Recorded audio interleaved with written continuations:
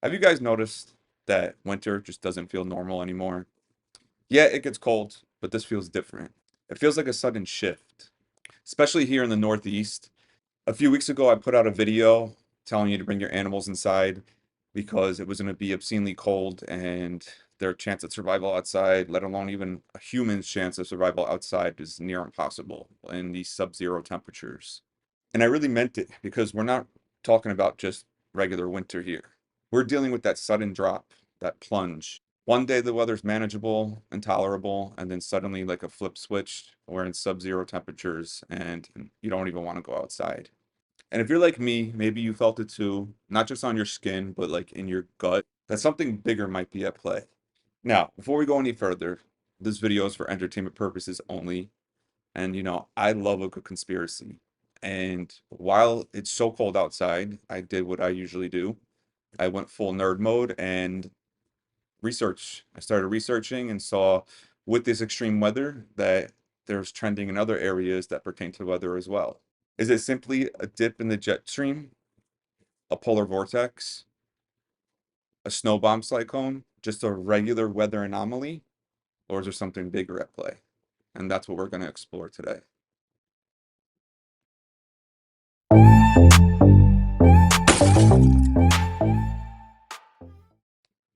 Welcome back to Unleash Conversations with Joe V.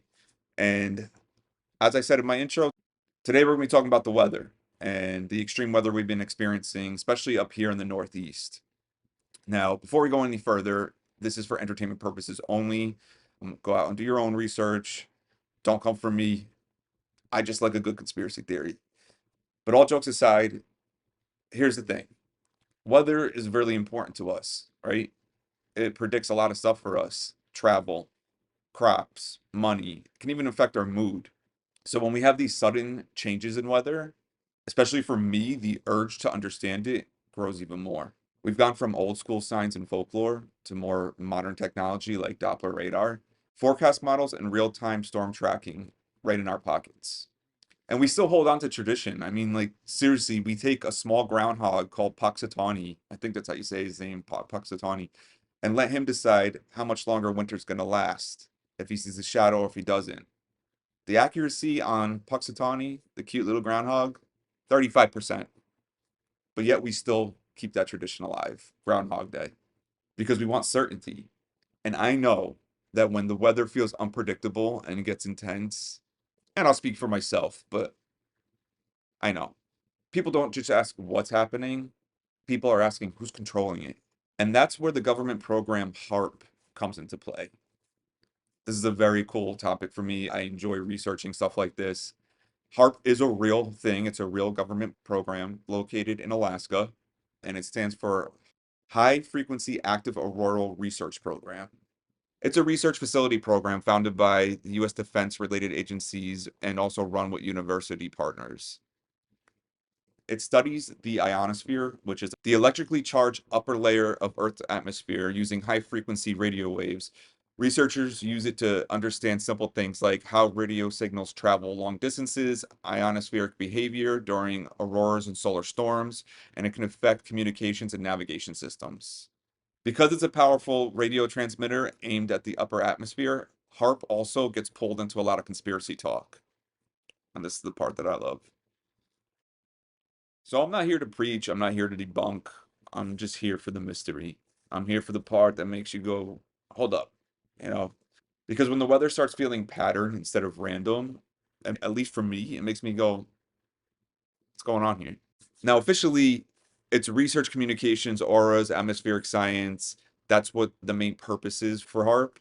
But the reason why people think it's mysterious and why I'm so infatuated by it, it's because it's government linked history. The big scenario is its invisible energy. It involves part of the sky that we don't fully understand day to day, and that combination is basically a magnet for conspiracy theories. So when we're getting slammed with brutal cold stuff out of nowhere, especially after, years of not having a real winter. And yes, I know like they say that every 10 years we get this like crazy weather, but even with that in play, let's just say like that's what it is. It's a 10-year cycle. You got to admit like this cold has been almost unnatural. Like my battery, my car battery, like froze. I had to get a whole brand new battery. And I know that can happen with the cold, but now this cold is costing me money. So now I'm gonna research, be like, what's going on here, man? All right, so if we go with just the regular weather narrative, the real main character of this story is the jet stream. Think of it like a fast-moving river in the upper atmosphere, and it helps steer the weather systems. When it's strong and stable, seasons are predictable. But when it starts to warp, that's when all like the weird stuff happens, right? You get the deep cold that goes all the way down into Florida where, the iguanas are falling out of the trees. And just so you know, side note, those iguanas are not dead. And yes, I know that they are an invasive species of Florida, but they're not dead. They're just stunned. Once they warm up, like almost like alligators. Alligators will freeze and go into like a deep hibernation.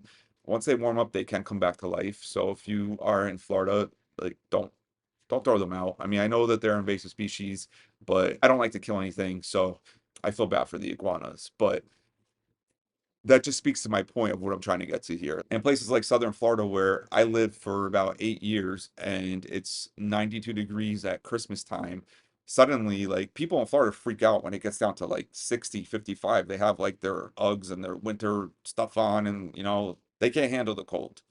At least that was my experience when I was down there. So when I start seeing things like that, like, what is really happening? Is the world going through some crazy change? Not to get apocalyptic or anything or cataclysmic, but like, are we about to experience some weird change?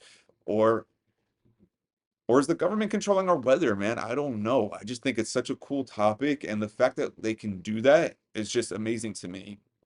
Now, another thing I wanted to bring up, why is it not impossible? Like, yeah, it's all natural, the jet stream, blah blah blah blah blah blah blah blah, and all the naysayers are gonna say that, but like we know for a fact there's cloud seeding, right?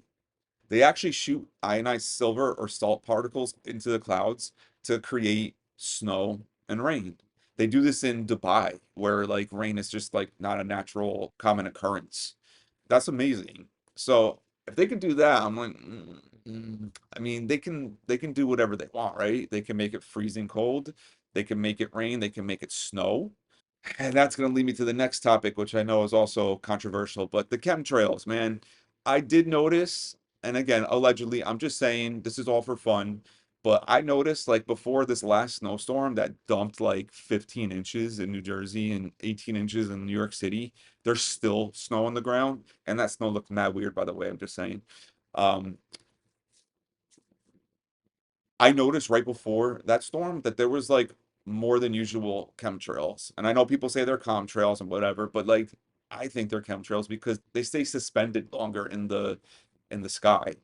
So it's not that far fetched, man, right? Like they can seed the clouds with particles and make it rain or snow. Look it up. Who's to say that they couldn't do that now? And with the current like turbulence of the world right now, I don't know, man. I wouldn't be surprised. And I just have this quest for knowledge. So I love mysteries. I love conspiracy theories. I like to learn things. I've always been very inquisitive, and I think that's just what I'm going to continue to do.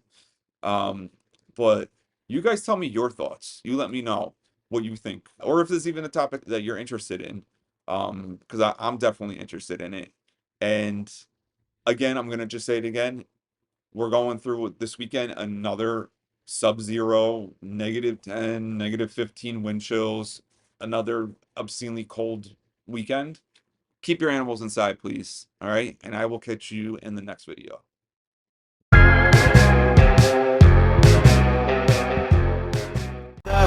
It's caught in the crossfire.